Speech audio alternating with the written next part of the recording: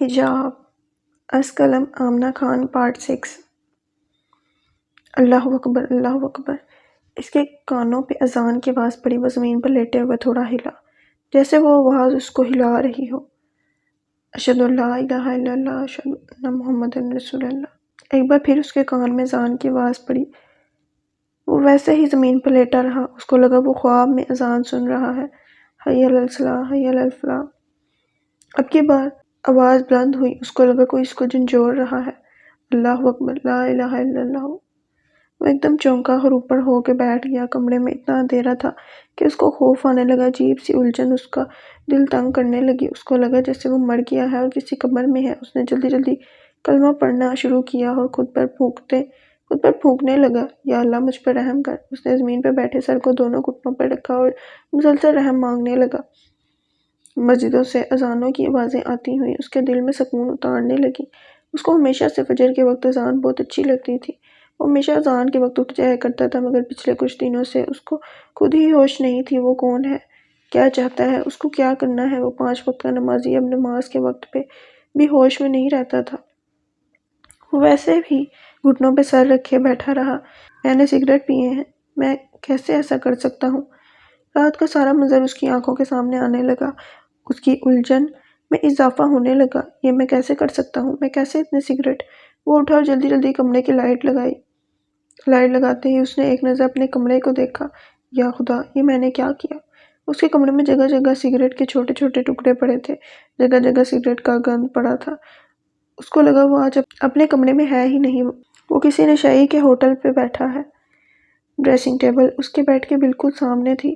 اچانک اس کی نظر شیشے پہ پڑی۔ یہ میں ہوں؟ اس نے اپنے منہ پہ ہاتھ مارتے ہوئے کہا۔ وہ تھوڑا اور پاس گیا۔ آنکھوں کے نیچے سیاہ ہلکے بڑی ہوئی داڑھی، ہونٹوں پہ سفید پھولی، کانوں کے اوپر آتے ہوئے بال۔ اس نے خود کو آج اتنے دنوں بعد شیشے میں دیکھا تھا۔ اس نے جب سے اس کو دیکھا تھا اس کے بعد اپنا آپ نہیں دیکھا تھا۔ یہ تو ہے وجدان؟ آنکھوں میں آنسو لیے اس نے شیشے کو دیکھتے ہوئے پوچھا۔ اس کی آنکھوں سے ایسے آنسو بہنے لگے جیسے اس کو خود پہ ترس آ رہا ہو۔ لوگوں کی حالت پہ ترس آتا، مگر سید وجدان حسین شاہ کو اپنی حالت پہ ترس آیا۔ دیکھو ملکہ، کیا تھا میں اور کیا بن گیا۔ اس نے نظریں جھکاتے ہوئے آنکھیں بند کی۔ پھر سے اس کی آنکھیں، اس کا حجاب میں چھپا چہرہ اس کے سامنے آیا۔ ملکہ دیکھو، وجدان نے تمہارے عشق میں خود کو برباد کیا ہے۔ وجدان نے اس کو ملکہ کا خطاب دیا تھا۔ وہ جب بھی اس کو اپنے پاس تصور کرتا، اس کو ملکہ کہتا تھا۔ وہ اس کے دل کی ملکہ تھی۔ اس کو پتہ ہی نہیں چلا وہ کب اس کی دل کی ملکہ بن گئی۔ اس دل میں تو بے شمار لڑکیاں آئی تھیں، مگر ملکہ کوئی نہیں بنی تھی۔ یہ اعزاز ایک پاکیزہ لڑکی کو ہی ملتا ہے، سو اس کو مل گیا۔ وہ اچانک چونکا اور وہاں سے ہٹا۔ اس نے پھر سے ایک دفعہ اپنے کمرے کو دیکھا۔ اس نے اب اپنا کمرہ ایسے صاف کرنا تھا کہ سگریٹ کا نام و نشان بھی وہاں نہ رہے۔ زری اٹھ جاؤ، نماز کا ٹائم جا رہا ہے۔ ہمیشہ وہ تہجد کے لیے خود ہی اٹھ جایا کرتی تھی، مگر آج وہ نماز کے لیے بھی نہیں اٹھی۔ زری اٹھ جاؤ نا۔ انہوں نے اس کے قریب آتے ہوئے اس کو ہلایا جو آگ کی طرح تپ رہی تھی۔ زری ماتھے پہ ہاتھ رکھتے ہوئے پریشانی سے اس کے پاس بیٹھی۔ زری تمہیں تو بہت تیز بخار ہے، تم نے رات میں کھانا بھی نہیں کھایا۔ زری رات میں تو کیا، تم نے تو دن میں بھی نہیں کھایا تھا، میں نے تو تمہیں کہا بھی تھا کھا لینا۔ وہ پریشانی سے خود سے ہی باتیں کرنے لگی۔ وہ جب سے یونیورسٹی سے آئی تھی اس نے ایک لقمہ بھی نہیں لیا تھا۔ اس کے ذہن سے وجدان کی کہی ہوئی ایک بھی بات نہیں نکل رہی تھی۔ وہ پوری رات سوئی نہیں تھی۔ بار بار اس کا بات کا وہ انداز یاد آتا، وہ اسی طرح رونا شروع ہو جاتی۔ اس کی باتوں سے زیادہ اس کو وجدان کا بات کرنے کا انداز تکلیف دے رہا تھا۔ زری میں بابا جان کو کہتی ہوں تمہارے ڈاکٹر کو بلا کے لائیں۔ ان کے گھر کی لڑکیاں ڈاکٹر کے پاس نہیں جاتی تھی، بلکہ ڈاکٹر خود گھر آتا تھا۔ نہیں اماں، میں ٹھیک ہوں، آپ بابا جان کو نہ بتائیں، میں آج آرام کروں گی تو بالکل ٹھیک ہو جاؤں گی۔ اس نے بیڈ پر لیٹے لیٹے ماں کو کہا۔ اچھا ٹھیک ہے، میں تمہارے لیے کچھ کھانے کو لاتی ہوں، کل دن سے کچھ نہیں کھایا تم نے۔ سو جاؤ زری، آج یونیورسٹی نہیں جانا۔ نماز کے بعد سوتی ہوں اماں۔ وہ تپتے جسم کے ساتھ اٹھی اور وضو بنانے لگی۔ وجدان بیٹا کیا ہوا ہے تمہیں؟ مولوی صاحب اس کے پاس ہے، اس کو دیکھتے رہے۔ وہ ایک رانجے کی طرح گردن جھکائے مسجد کے پلڑ کے ساتھ ٹیک لگائے بیٹھا تھا۔ جی مولوی صاحب کے اس کو بلانے پر اس کو احساس ہوا کہ وہ اس کے پاس بیٹھا ہے۔ میں نے تو پوچھا کیا ہوا ہے؟ نہیں کچھ نہیں مولوی صاحب۔ کچھ تو ہوا ہے وجدان، تم مسجد میں بھی اب کم نظر آنے لگے ہو، صبح صبح جو قرات تم کرتے تھے شاید وہ تو تم بھول ہی گئے ہو مولوی صاحب۔ اللہ مجھ سے ناراض ہو گیا ہے۔ آنکھوں میں نمی لیے نظریں جھکائے بس معصومیت سے جواب دیتا رہا، اللہ بھی کبھی کسی سے ناراض ہوا ہے؟ مولوی صاحب نے اس کی طرف پیار سے دیکھتے ہوئے کہا۔ آج وہ کسی اور وجدان کو اپنے پاس بیٹھا دیکھ رہے تھے مولوی صاحب۔ جب وہ ناراض ہوتا ہے تو سجدے کی توفیق چھین لیتا ہے، وہ اپنی ناراضگی میں خود سے دور کر لیتا ہے انسان کو۔ میرا اللہ مجھ سے بہت ناراض ہو گیا، دیکھے نا مجھ سے تو سب کچھ ہی چھین گیا ہے۔ مجھے لگتا ہے اس نے اپنی ناراضگی دکھائی ہے، وجدان کو وجدان میں ہی مار دیا ہے۔ وہ آنکھوں میں آنسو لیے بولتا رہا، مولوی صاحب اس کو سنتے رہے جیسے وہ اس کو سننا چاہتے ہوں۔ وہ اس وجدان کو کھوج رہے تھے جو واقعی کہیں مر گیا تھا، بغیر لوگوں کے، بغیر جنازے کے دفنایا گیا تھا۔ اللہ تم سے کیوں ناراض ہو گیا ہے وجدان؟ مولوی صاحب کے پوچھنے پہ اس نے ان کی طرف دیکھا۔ یہ پہلی دفعہ تھا جو اس نے ان کی نظروں میں نظریں ملائی اور پھر ایک دم نظریں جھکا لی۔ وہ کسی کی نظروں میں نہیں دیکھنا چاہتا تھا، وہ کسی کو حق نہیں دینا چاہتا تھا کوئی اس کی آنکھوں میں اس لڑکی کو دیکھے۔ وجدان کیا کیا ہے تم نے کہ اللہ تم سے ناراض ہو گیا ہے؟ تم تو کبھی کسی کے ساتھ برا نہیں کرتے، ہمیشہ اس رحمان کے بندوں کی مدد کرتے ہو، پھر وہ تم سے کیسے ناراض ہو سکتا ہے؟ وجدان وہ اپنے اچھے بندوں کو آزماتا ہے۔ اس کے کچھ نہ بولنے پر مولوی صاحب سمجھ گئے وہ نہیں بولنا چاہتا، بس وہ اس کو پیار سے سناتے رہے جو ایک ایک لفظ اس کے دل میں اتر رہا تھا۔ وہ نظریں جھکائے سنتا رہا۔ اس رب العزت نے تم پہ آزمائش ڈالی ہے، تم اس آزمائش کو اپنی طاقت بناؤ وجدان، تم اس کو اپنی کمزوری نہ بناؤ۔ مولوی صاحب اس کو کہتے رہے، مولوی صاحب کیا ایک سید گھرانے کے بچوں کی سیدوں سے باہر شادی ہو سکتی ہے؟ اس نے مولوی صاحب کی بات کو آدھے میں ہی کاٹا اور ان کا چہرہ غور سے دیکھتے ہوئے پوچھا۔ ان کا جواب ان کے منہ سے پہلے ان کی آنکھوں سے سننا چاہتا تھا۔ مولوی صاحب بغیر کسی تاثر کے اس کے چہرے کے بدلتے رنگ دیکھتے رہے۔ ان کو اس کی ایک بات نے ہی سارا معاملہ سمجھا دیا تھا۔ دیکھو وجدان، مولوی صاحب میری مدد کرے، میرا بچہ پھر سے بیمار ہو گیا ہے، وہ اس کے ساتھ جو جنات ہیں وہ اس کو بہت مار رہی ہیں، خدا کے لیے میری مدد کرنے چلے میرے ساتھ۔ وجدان مولوی صاحب کے جواب کا اتنی شدت سے انتظار کر رہا تھا جیسے اس کا کلیجہ اس کے منہ میں آ جائے گا۔ ابھی اتنے میں مولا بخش آیا جس کے بیٹے کے ساتھ جنات تھے، اور وہ مولوی صاحب کو اپنے ساتھ لے جانے لگا۔ وجدان، میں تم سے بعد میں بات کروں گا، مولوی صاحب یہ کہتے ہوئے مولا بخش کے ساتھ چلے گئے اور وہ پھر سے پلڑ کے ساتھ ساتھ لگائے آنکھیں بند کیے بیٹھا رہا۔ زری، کیوں تیار ہو رہی ہو تم؟ اماں مجھے جانا ہے۔ کہاں جانا ہے؟ یونیورسٹی۔ اماں آپ بھی نا، اس ٹائم یونیورسٹی ہی تو جاؤں گی نا۔ اس نے کندھے پر ماں کی دی ہوئی چادر لیتے ہوئے کہا، تم نے اپنا حال دیکھا ہے، اس حالت میں جاؤ گی تم یونیورسٹی؟ اماں میں ٹھیک ہوں اب، زری ہر بات پہ ضد نہ کیا کرو، ایک دن اگر تم نہیں جاؤ گی تو کون سا تمہارے نہ جانے سے یونیورسٹی بند ہو جائے گی۔ اماں پلیز مجھے جانے دیں، اس نے بے بسی سے ماں کو دیکھتے ہوئے کہا۔ زری ضد نہیں کرتے بچے، اماں فضا کے لیے کیا کرے گی؟ میں نے تو اس کو بتایا بھی نہیں کہ میں نہیں آ رہی، ابھی تو وہ یونیورسٹی کے لیے نکل بھی گئی ہوگی، مگر زری اماں پلیز۔ اس کا انداز ایسا تھا کہ ماں کچھ بول ہی نہیں سکی، اس کو خود بھی نہیں سمجھ آ رہی تھی ایسی کون سی طاقت ہے جو اس کو اس راستے پر کھینچتی چلی جا رہی ہے، کیوں وہ جانے کے لیے اس قدر تڑپ رہی ہے، کیوں وہ اتنی بیمار ہوتے ہوئے بھی جانا چاہتی ہے، کیوں اس کا دل ادھر جانے کے لیے مچل رہا ہے۔ اوہ زرمینہ، تم یونیورسٹی میں؟ ہانیہ نے کلاس میں آتے اس کو دیکھتے ہوئے کہا، کیوں آج مجھے چھٹی تھی کیا؟ زرمینہ کو پتا تھا وہ کس بارے میں بات کر رہی ہے، اس کا اشارہ کس طرف ہے، پھر بھی اس نے اس سے انجان بن کر پوچھا، مجھے لگا تم کل والے واقعے کے بعد تو کچھ دن سنبھل بھی نہیں سکو گی، مگر میں کیا دیکھ رہی ہوں، آپ تو تشریف لا چکی ہیں۔ وہ اور علم زرمینہ کے پاس کھڑے ایک دوسرے کو مسکرا کے دیکھتے ہوئے زرمینہ کو مینٹلی ٹارچر کیے جا رہے تھے۔ ہانیہ، آپ کو زرمینہ کے علاوہ کوئی دوسرا کام نہیں ہے؟ فضا نے زرمینہ کو خاموش ہوتا دیکھ کے ایک دم سے ان کو جواب دیا۔ زرمینہ کو لگا جیسے کل وجدان نے اس کو ذلیل نہیں کیا، اس کی عزت نفس کا جنازہ نکلا ہے۔ اس نے کیوں کیا ہے ایسا؟ کیوں ہر ایرے گہرے کو مجھ پہ بات کرنے کا موقع دیا ہے؟ اس کو اپنے اندر درد ہوتا محسوس ہوا۔ وہ سوارتی تھی، ایک انا پرست قبیلے کی لڑکی، آج اس کی انا مٹی کا ڈھیر ہو رہی تھی۔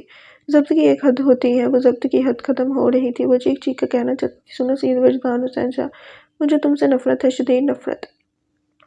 وہ خاموش رہی، اس کے پاس آج بولنے کو کچھ بھی نہیں تھا، البتہ سننے کو بہت کچھ تھا، اور وہ ضبط کیے بس سنتی جا رہی تھی۔ زرمینہ، تم اتنا بیمار ہو، نہیں آنا چاہیے تھا آج تمہیں یونی؟ فضا نے اس کے ہاتھ میں ہاتھ ڈالتے ہوئے کہا۔ بغیر بولے آج وہ بس چل رہی تھی۔ زرمینہ، تم نہ دکھی ہو، میں وجدان سر کے آفس جا کے ان کو بولوں کہ انہوں نے بہت غلط کیا تھا کل۔ ٹھیک ہے بھائی، تمہیں نہیں تیار تھی تو اور کسی کو تیار تھی؟ پریزنٹیشن، مجھے تو لگتا ہے وہ جان بوجھ کے تمہیں ہی سنانا چاہتے تھے۔ پریزنٹیشن کا صرف انہوں نے بہانہ رکھا ہے۔ فضا نے اس کا ہاتھ چھوڑا، اس کے سامنے کھڑے ہوتے ہوئے اس کو کہنے لگی، زری کچھ تو بولو نا۔ وہ نظریں جھکائے بس کھڑی رہی، جیسے وہ بولے گی تو پھوٹ پھوٹ کے روئے گی۔ اماں ٹھیک کہتی تھی، اس کو آج نہیں آنا چاہیے تھا۔ اس نے دل میں سوچتے ہوئے کہا، زری تم مجھے پریشان کر رہی ہو، تم اس ہانیہ کی باتوں پہ سیریس ہو رہی ہو جو سر کے پیچھے پیچھے پھرتی ہے اور سر اس کو منہ بھی نہیں لگاتے۔ فضا نے ویسے ہی اس کے سامنے کھڑے کھڑے اس کے دونوں ہاتھ پکڑ کر کہا، فضا۔ اس نے جیسے ہی فضا کا نام لیا، آنکھوں میں عجیب سی سرخی آئی۔ اس کا ضبط ٹوٹنے کے آخری درجے پہ تھا۔ اگر وہ اور فضا اکیلے اس جگہ پر ہوتے تو شاید وہ اس کے گلے لگ کے اونچا اونچا روتی، مگر وہ جس جگہ تھے وہاں ہر طرف سورج سے وہ چاہ کر بھی اپنا ضبط نہیں توڑ سکتی تھی۔ سر نے بہت غلط کیا فضا۔ وہ نظر جھکائے بس بمشکل اتنا ہی بول پائی کہ سامنے کونے میں کھڑا ہوا پیٹھ پھیرے اس کو وہ شخص نظر آیا جس نے کل اس کے غرور کو ریزہ ریزہ کیا تھا۔ وہ ہاتھوں میں موبائل اور چائے کا ایک کپ پکڑے کھڑا کسی سے بات کر رہا تھا۔ کیا سید وجدان حسین شاہ اس کے ساتھ اتنا برا بھی کر سکتا ہے؟ اس نے اس کو دیکھتے ہوئے دل میں سوچا۔ وہ مسلسل اس پیٹھ پھیرے ہوئے شخص کو دیکھے جا رہی تھی۔ فضا نے اس کی نظروں کو تعقب کرتے ہوئے اس کو دیکھا جو آج بھی پہلے دن کی طرح بلو پینٹ اور بلو کوٹ پہنے تھا اور سب کو اپنا دیوانہ بنا رہا تھا۔ زری، اس نے زرمینا کو مسلسل ادھر دیکھنے پر بازو سے پکڑ کر آرام سے ہلایا۔ کیا سوچ رہی ہو تم؟ وہ جو خالی ذہن لیے اس شخص کو دیکھے جا رہی تھی ایک دم سے فضا کی طرف ہوئی۔ جیسے ہی وہ فضا کی طرف دیکھنے لگی، پیٹ کیا ہوا شخص اچانک پیچھے مڑا۔ اس کی نظریں ایک دم اس سراپا حسن پر پڑی جو حجاب میں سفید چادر لیے خود کو لپیٹ رہی تھی۔ اس کو لگا جیسے اس کے ارد گرد اس کے علاوہ کوئی اور ہے ہی نہیں۔ اس نے بس فقط ایک نظر اس لڑکی پہ ڈالی جس نے اپنے ایک بار کے دیدار نے اس کو دیوانہ بنا دیا تھا۔ اس کو لگا حجاب پہننے کوئی بڑی خدا نے آسمان سے بھیجی ہے۔ لڑکی اس دنیا کی تو ہے ہی نہیں جس دنیا میں وہ کھڑا تھا۔ کون ہے یہ جس کے لیے میں رات بھر روتا ہوں اور اس کو ایک نظر بھی نہیں دیکھ سکتا؟ اس کے کندھوں پہ بڑی چادر نے، اس کے حجاب نے اس کو اپنا اسیر بنا دیا تھا، جیسے کوئی کسی کے سحر میں جکڑ جائے اور پھر کبھی نہ نکل سکے۔ وہ اس کے حجاب کے سحر میں جکڑ گیا تھا۔ وہ کب اس لڑکی کے سامنے ہارا اس کو پتہ ہی نہیں چلا۔ وہ اس کے ایک دفعہ کے دیدار میں، فقط ایک دیدار پہ اپنا سب کچھ ہار گیا تھا۔ وہ اس کے ڈمپل پہ نہیں، اس کے حجاب پہ ہارا تھا۔ میں اتنا خود غرض کیسے ہو سکتا ہوں؟ میں اتنا خود غرض تو نہیں تھا۔ میں نے تو اپنے سے پہلے ہمیشہ اپنی بہنوں کو سوچا ہے، تو آج میں یہ کیسے کر سکتا ہوں؟ 5 بہنوں کے ہوتے ہوئے میں مولوی صاحب سے اپنی ہی شادی کے حوالے سے کیوں پوچھ رہا تھا؟ میں کیسے بھول سکتا ہوں؟ میری 5 جوان بہنیں گھر پہ ہیں، ان کے کتنے ارمان ہوں گے، کتنا کچھ سوچا ہوگا انہوں نے اپنے بارے میں، اور میں نے ان کا ایک بار بھی نہیں سوچا۔ یا اللہ، وجدان کو اتنا خود غرض نہ بنا۔ کیا ایک لڑکی کی محبت آج اتنی زیادہ ہو گئی کہ میں اپنی بہنوں کو ہی بھول گیا؟ مجھے اپنی بہنوں کا پہلے سوچنا ہے۔ اب تو اس کے دل سے شادی کا ارمان بھی ختم ہو گیا ہوگا۔ ان کے دل سے کیا ان کا یہ مقام ان کا قصور بن گیا ہے کہ وہ سید گھر میں پیدا ہوئی ہیں؟ کہ یہ مقام ان کے لیے ساری زندگی کا روگ بن جائے گا؟ اگر سید گھر کا رشتہ نہ آیا تو میری بہنیں اس ارمان کو ہی دل میں لیے مر جائیں گی۔ میں کیا کروں گا اللہ؟ وہ اپنے بیڈ پر بیٹھے سر کو اپنے ہاتھوں میں لیے خود سے ہی باتیں کرنے لگا، کبھی اپنے بالوں کو نوچنے لگتا اور کبھی درد کی شدت سے اپنی کنپٹی کو دباتا۔ اس کو لگا اب کی بار درد اس کی برداشت سے زیادہ ہے۔ وہ اٹھا، بیگ کھولا اور پھر سگریٹ نکالا۔ جیسے ہی اس نے سگریٹ نکالا، دروازے پہ دستک ہوئی۔ اس نے فوراً سگریٹ اپنے سرہانے کے نیچے رکھ لیا اور سیدھا ہو کے بیٹھ گیا۔ جی آ جائیں۔ وجی کیا کر رہے ہو؟ کچھ نہیں، آپ ہی بس لیٹا تھا۔ وہ تو مجھے بھی پتا ہے، میرا بھائی آج کل کچھ زیادہ ہی لیٹنے لگا ہے۔ نہ باہر آتے ہو تم، نہ اب ہنستے ہو، نہ کسی سے بات کرتے ہو۔ وجہ کیا ہوا ہے؟ فاطمہ اس کے پاس اس کے سامنے آ کر بیٹھی، مسلسل اس کی آنکھوں میں دیکھتے ہوئے بولتی رہی جیسے وہ کچھ تلاش کر رہی ہو، اور وہ بار بار نظریں جھکا لیتا۔ ابھی آپ سے ایک بات پوچھوں، آپ خفا تو نہیں ہوں گی نا؟ اس نے بہن کی طرف دیکھتے ہوئے کہا۔ نہ وجی، میں پہلے تمہاری کسی بات پہ خفا ہوئی ہوں جو اب ہوں گی؟ بولو کیا پوچھنا ہے؟ آپ کا دل نہیں چاہتا آپ کی شادی ہو؟ اس نے بہن کو اپنی طرف دیکھتے ہوئے نظریں جھکا کے پوچھا۔ بہن جو اس کے چہرے کو دیکھ رہی تھی اس کو دیکھتی ہی رہ گئی۔ اس نے نظریں اٹھائی، بہن کو دیکھنے لگا جو ابھی بھی خالی سی آنکھوں کے ساتھ اس کو ہی دیکھ رہی تھی، اس کو یقین ہی نہیں آیا۔ اس کا بھائی اس سے وہ بات پوچھے گا جس کو سوچ کے اس کو برداشت سے باہر کی تکلیف ہوتی ہے۔ وہ اس تکلیف سے بچنے کے لیے اس بات کو بھول جانا چاہتی تھی اور بھول بھی گئی تھی، مگر آج پھر سے اس کو اس کرب سے گزرنا پڑے گا۔ اس نے سوچا بھی نہیں تھا۔ ابھی میرا دل بہت چاہتا ہے آپ کی شادی ہو، آپ کو میں لینے کے لیے جایا کروں، عید پہ آپ کے لیے گفٹ بھیجوایا کروں۔ آپ کے بچے مجھے ماموں کہیں، آپ ہی آپ کا دل نہیں چاہتا یہ سب ہو۔ وہ بچوں کی طرح بولتا چلا جا رہا تھا، وہ ضبط کے آنسو لیے اس کو سنتی جا رہی تھی۔ ٹھیک ہے ٹیچرز ڈانٹتے ہوتے ہیں، ٹھیک ہے سر نے مجھے ڈانٹا، تو اس میں اتنا دکھی ہونے کی کیا بات ہے؟ کیوں میں ہر چیز کو اپنے دل پہ لیے جا رہی ہوں؟ کیوں ہانیہ کی باتیں مجھے اتنا دکھ دیتی ہیں؟ کیوں مجھے سوچ سوچ کے دکھ ہوتا ہے؟ کیوں میرے دل سے اس کا وہ رویہ نہیں جاتا؟ اللہ جی مجھے صبر دینا پلیز۔ وہ نماز کے بعد بیٹھ کے ہمیشہ کی طرح اللہ جی سے باتیں کر رہی تھی، ان کو اپنی باتیں بتا رہی تھی، ان کو شکایتیں لگا رہی تھی۔ وہ وہیں پہ گھٹنوں کے بل بیٹھی تھی کہ اچانک اسے یاد ہے، اوف اللہ جی میں تو بھول ہی گئی، مانو بیمار ہے، اس نے صبح سے کچھ نہیں کھایا، مانو میرا بچہ۔ وہ بھاگ گئی مانو کے پاس گئی، اس کو اپنی گود مل گیا، وہ بھی شاید اسی کا انتظار کر رہی تھی۔ اس کے ہاتھ ہی اٹھ کے کھڑی ہو گئی اور میاؤں میاؤں کرنے لگی، مانو سوری میں تمہیں ٹائم ہی نہیں دے پائی نا، مجھ سے خفا نہ ہونا مانو، مجھے تو پتہ ہی نہیں ہے میں آج کل کیا سوچتی ہوں اور کیوں سوچتی ہوں۔ وہ مانو کے ماتھے پہ ہاتھ پھیرتے ہوئے اس سے باتیں کرتی رہی اور وہ اس کی گود میں آنکھیں بند کیے سنتی رہی۔ وہ رات کو سونے سے پہلے اپنی مانو پہ درود شریف پڑھ کر پھونک کے سویا کرتی تھی، اللہ پاک میری مانو آپ کے حوالے ہے، اس کا بہت خیال رکھیں گا رات میں۔ وہ اس کی روز کی دعا ہوتی جو روز آپ ہی بولے نا۔ بہن کو چھپ بیٹھا دے کے وہ پھر سے بولا، کیا بولوں میں بجی؟ بھائی کے سوال پہ وہ سوچوں سے باہر نکلی جیسے وہ سوچ رہی ہو کتنے سالوں سے اب اس نے اس بارے میں سوچنا چھوڑ دیا تھا۔ کتنے عرصے سے اس نے نہیں سوچا تھا کہ وہ بھی ایک لڑکی ہے، باقی لڑکیوں کی طرح اس کے بھی کچھ ارمان ہے، اس کی بھی کچھ خواہشیں ہیں۔ آپ ہی آپ کا دل نہیں چاہتا آپ کی شادی ہو، آپ کا اپنا بھی ایک گھر ہو، ایک زندگی ہو؟ میں دل کے چاہنے سے کیا ہوتا ہے بجی؟ اس نے بہن کی لڑزتی آواز سنی جس نے ایک خواہش اپنے اندر ایسے دبا دی تھی کہ اب اس کو اس خواہش کی اب خواہش بھی نہیں رہی تھی۔ آپ ہی کے سید زادی ہونے کا یہ مطلب ہے کہ آپ ساری زندگی گھر پہ بیٹھی نہیں، اپنے ارمانوں کو اپنے سینے میں دفن کر لیں؟ آپ ہی نبی پاک نے تو کہا تھا آپ کے بچے جوان ہو جائیں تو ان کی شادیاں کروا دی جائیں، تو پھر آپ ہی کا یہ مقام ہماری آزمائش ہے۔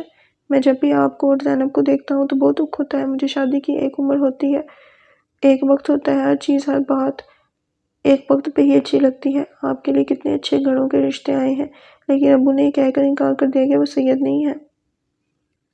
ایسا نہیں بولتے وجی، ہم تو دنیا کے وہ خوش نصیب لوگ ہیں جو نبی پاک کے خاندان سے ہیں، ہمارا مقام ہر چیز سے افضل ہے۔ ہماری یہ خوش نصیبی کم ہے کہ ہم اہل بیت سے ہیں، ہم نبی پاک کی اولاد سے ہیں، تو کیا ہوا ہماری شادیاں نہ ہوں؟ تو کیا ہوا ہماری خواہشیں ہمارے دل کے اندر دفن ہو جائیں؟ تو کیا ہوا ہم دوسری لڑکیوں کی طرح نہیں سوچ سکتے، دوسری لڑکیوں کی طرح خواب نہیں دیکھ سکتے، دوسری لڑکیوں کی طرح ہمیں کسی سید زادے کے علاوہ محبت نہیں ہو سکتی؟ ہمیں بس یہ پتہ ہے کہ ہماری نسبت اہل بیت سے ہے اور ہمیں بس لاج رکھنی ہے اس مقام کی۔ وہ آنکھوں میں ایک درد لیے بس بولتی رہی۔ وہ اپنی بہن کا دکھ سمجھ سکتا تھا، اس نے سوچ لیا تھا صبح ہوتے ہی وہ مولوی صاحب کے پاس جائے گا، ان سے پوچھے گا کیا اسلام اس بات کی اجازت دیتا ہے کہ سید گھر کا رشتہ نہ آئے تو لڑکی ساری زندگی گھر بیٹھی رہے؟ کیا نبی پاک نے ایسا کہا ہے؟ کیا قرآن ایسا کہتا ہے؟ کدھر لکھا ہے آپ اپنی بہن بیٹی کو گھر میں بٹھا دو صرف اس وجہ سے کہ اس کا رشتہ سید گھر سے نہیں آیا؟ مولوی صاحب میں پوری رات نہیں سو سکا، میں بہت عرصہ پہلے آپ کے ساتھ یہ بات کرنا چاہتا تھا مگر مجھ میں ہمت نہیں تھی۔ مولوی صاحب میں آپ سے کچھ پوچھنا چاہتا ہوں۔ وہ فجر کی اذان سے پہلے مسجد آیا تھا تاکہ وہ بغیر کسی کی موجودگی میں مولوی صاحب سے آرام سے بات کر سکے۔ بولو نا وجدان، یقیناً تم کل والے مسئلے پہ ہی بات کرنا چاہتے ہو گے۔ مولوی صاحب اس کی بات کو سمجھ گئے تھے۔ وہ ممبر کے پاس آرام سے ٹیک لگائے ہوئے پیچھے ہوئے اور بولے، مولوی صاحب میں بات گھما پھرا کے نہیں کرنا چاہتا، میں آپ سے ڈائریکٹ بات کروں گا۔ مولوی صاحب میں سید زادہ ہوں، میں اہل بیت سے ہوں، کیا سید کی شادی سیدوں میں ہی ہو سکتی ہے، باہر نہیں ہو سکتی؟ دیکھو وجی، سید ذات کی دوسری قوموں کے ساتھ کوئی برابری نہیں ہے۔ سید جو ہیں وہ ہمارے نبی کریم کی اولاد میں سے ہیں۔ وہ نبی جن کو خدا نے اپنے محبوب بنا کر بھیجا ہے، وہ نبی جس کے لیے پوری دنیا بنی ہے، وہ نبی جس کا نام خدا کے نام کے بعد لیا جاتا ہے، جس کو اللہ نے اپنے محبوب کہا ہے، اس کی نسبت سے سید ایک افضل ذات ہے۔ ان کی نسبت سے سید ذات کا کسی سے کوئی مقابلہ نہیں، کسی سے کوئی برابری نہیں۔ نبی پاک نے فرمایا تھا، لوگوں کی نسل بیٹوں سے آگے بڑھتی ہے جبکہ میری نسل میری بیٹی فاطمہ سے آگے بڑھے گی۔ تم خود سوچو وجی، اس کملی والے کی ذات کے ساتھ کسی کا کوئی مقابلہ ہے، کسی کی کوئی برابری ہے، اور رشتہ تو ہمیشہ برابری میں ہوتا ہے نا۔ اگر رشتہ برابری میں نہ ہو وہ کدھر کامیاب ہے؟ مولوی صاحب میں بات مقابلے کی نہیں کر رہا، میں بس یہ کہہ رہا ہوں کہ کیا سید کی شادیاں سیدوں کے علاوہ کسی سے نہیں ہو سکتی؟ وہ آج اپنی اور زمینہ کی بات نہیں کر رہا تھا، آج وہ اپنی بہنوں کے لیے بات کر رہا تھا، وہ بہنیں جو ایک سید گھرانے کے رشتے کا انتظار کر رہی تھیں۔ دیکھو بجی، بہت سارے علماء دین بہت کچھ کہتے ہیں، بہت کچھ لکھتے ہیں، اب یہاں پہ تم بات سید لڑکی یا لڑکے کی نہیں کر رہے، یہاں پہ بات تم سید کی کر رہے ہو۔ اب میں تمہیں دونوں کا الگ الگ سمجھاتا ہوں۔ میں تمہیں پہلے لڑکے کا بتاتا ہوں۔ اگر ایک لڑکا سید ہے اور وہ سیدوں سے باہر شادی کرنا چاہتا ہے تو وہ جائز ہے، وہ کر سکتا ہے۔ اس کی مثال ہم اہل بیت سے ہی اگر لیں تو امام حسن علیہ السلام اور امام حسین علیہ السلام کی ہی بات کریں تو امام حسن نے 2 شادی کی تھی، امام حسن اور امام حسین نے 3۔ امام حسن علیہ السلام کی ایک بیوی حضرت ام فروا علیہ السلام تھی اور دوسری جودہ جس نے امام کو زہر دیا تھا۔ امام حسین علیہ السلام کی 3 زوجہ محترمہ تھیں، ام رباب علیہ السلام، ام لیلہ علیہ السلام اور شیر بانو علیہ السلام۔ امام حسن اور امام حسین اہل بیت ہیں، ان کی بیویاں ساری بیویاں سید گھر سے نہیں تھیں، تو یہاں سے ہم دیکھ سکتے ہیں کہ ایک سید گھرانے کا لڑکا باہر سے شادی کر سکتا ہے۔ اور اگر ایک سیدہ لڑکی کی بات کریں تو اہل بیت سے کسی لڑکی کی شادی سیدوں سے باہر نہیں ہوئی۔ اب وہ اہل بیت تھیں تو وہ تو ایک الگ درجہ رکھتی تھیں، تو ان کی شادی کیسے باہر کسی سے ہو سکتی ہے؟ اب اگر ہم ایک سید لڑکی کی بات کریں تو بہت سے علماء دین اس پہ بہت کچھ لکھتے ہیں۔ اب بہت سے علماء کہتے ہیں ایک سید لڑکی ماں کا درجہ رکھتی ہے سیدوں سے باہر، مگر قرآن میں ماں صرف نبی کی بیویوں کو کہا گیا ہے، جو نبی کی بیوی ہوگی وہ امت کی ماں ہوگی۔ وجدان میری بات سمجھ رہے ہو نا؟ انہوں نے سوچو، میں گم وجدان کی طرف دیکھا اور کہا جی جی مولوی صاحب میں سمجھ رہا ہوں، آپ بولیں۔ اب چونکہ ایک سید لڑکی کا درجہ افضل ہوگا تو اگر اس کی سیدوں سے باہر شادی ہو جاتی ہے تو اس کے شوہر پہ اس کا احترام فرض ہے، جو آج کل لوگ اس چیز کو نہیں سمجھتے ہیں۔ تو ہم ایک سید لڑکی کی شادی باہر نہیں کر سکتے مولوی صاحب۔ اگر لڑکا اچھا ہو، اچھا خاندان ہو، ہمیں پتہ ہو کہ یہ سید ذات کی عزت کرے گا، تو بھی ہم ایک سید گھرانے کی لڑکی کی شادی باہر نہیں کر سکتے مولوی صاحب۔ یہ کہاں کا انصاف ہے کہ ایک لڑکی اپنے گھر پہ اپنے سر کے بال سفید کر لے صرف اسی انتظار میں کہ سید لڑکے کا رشتہ آئے گا، اور اس کے بال سفید ہونے پہ بھی کوئی رشتہ نہ آئے تو پھر وہ اپنے ارمان اپنی قبر میں ہی لے کے جائے۔ آپ کو آقا علیہ السلام کا آخری خطبہ تو یاد ہوگا نا، جس پہ انہوں نے واضح کہا ہے کہ کسی عربی کو کسی اجمی پہ کوئی برتری حاصل نہیں سوائے تقویٰ کے۔ تو مولوی صاحب کیا ایک سید زادی کی شادی اس سے نہیں ہو سکتی جو خدا اور اس کے رسول کا ماننے والا ہو، پرہیزگار ہو، سید زادی کا احترام کرنے والا ہو؟ بیٹا وجدان، میں پھر سے وہی بات کروں گا، ایک سید گھرانے کی لڑکی دوسری لڑکیوں سے افضل ہوتی ہے، اور اس کے افضل ہونے کی بس ایک ہی دلیل ہے کہ وہ میرے رسول کے خاندان کی ہے۔ رہی بات شادی کی تو بہت سے علماء دین یہ بھی لکھتے ہیں کہ اگر لڑکی کی عمر نکلی جا رہی ہے اور کوئی سید گھر کا رشتہ نہیں آ رہا تو وہ اپنے باپ کی رضامندی سے باہر شادی کر سکتی ہے اگر اس کا باپ رضامند ہے تو۔ اب واللہ عالم اس بات میں کتنی حقیقت ہے۔ وجدان کو بہت ساری باتیں سمجھ آ گئی تھیں اور بہت ساری باتوں میں وہ الجھ کر رہ گیا تھا جس کو اس نے خود پڑھنا تھا، خود سوچنا تھا۔ آپ کا بہت بہت شکریہ مولوی صاحب، آپ نے مجھے اپنا اتنا قیمتی وقت دیا۔ اس نے مولوی صاحب کی طرف دیکھا اور ان کا شکریہ ادا کر کے وضو بنانے کے لیے اٹھنے لگا۔ اس نے سوچ لیا تھا اب وہ اس مسئلے پر خود تحقیق کرے گا۔